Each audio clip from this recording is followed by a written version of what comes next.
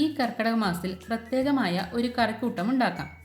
നാട്ടിൻപുറങ്ങളിൽ തോടിൻ്റെയും കുളങ്ങളുടെയും വരമ്പുകളിൽ കാണുന്ന ചേമ്പിൻ താളാണ് ഇതിനുപയോഗിക്കുന്നത്. ആദ്യം താള് മുറിച്ചെടുത്ത് ഇല മാറ്റി വയ്ക്കുക.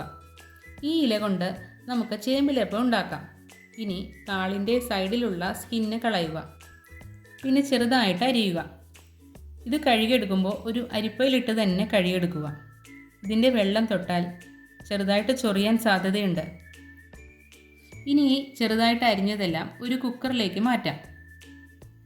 ഇതിലേക്ക് വൈരപ്പുളി ഇതുപോലെ സൈഡിൻ്റെ അരികെല്ലാം കളഞ്ഞ് കുരുവെല്ലാം കളഞ്ഞ് ചെറുതായിട്ട് അരിഞ്ഞത് ചേർക്കുക.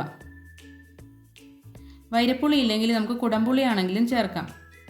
കൂടെ ആവശ്യത്തിന് കുറച്ച് പച്ചമുളകും ഉപ്പും കൂടി ചേർക്കുക. 1/4 ഗ്ലാസ് വെള്ളവും കൂടി ചേർത്ത് മീഡിയം ഫ്ലെയിമിൽ ആവിയെടുക്കുക.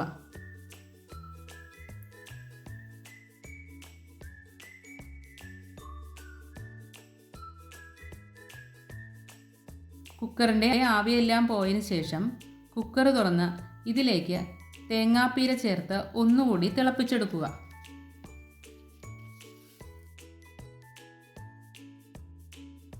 ഗ്യാസ് ഓഫ് ചെയ്തിട്ട് 1 സ്പൂൺ നിറച്ച വെളിച്ചെണ്ണയും 1/4 സ്പൂണ് കായപ്പൊടിയും ചേർക്കുക. ഇത്തരത്തിലുള്ള താളുകറി ഔഷധപ്രദമാണെന്ന് ശാസ്ത്രം പറയുന്നു. അതിന് ഉപോത്ബലകമായി ചില ക്ഷേത്രങ്ങളിൽ കർക്കിടകം തുലാമാസങ്ങളിലെ അമാവാസി നാളിൽ ഇത്തരത്തിലുള്ള താളുകറി പ്രസാദമായി നൽകാറുണ്ട്.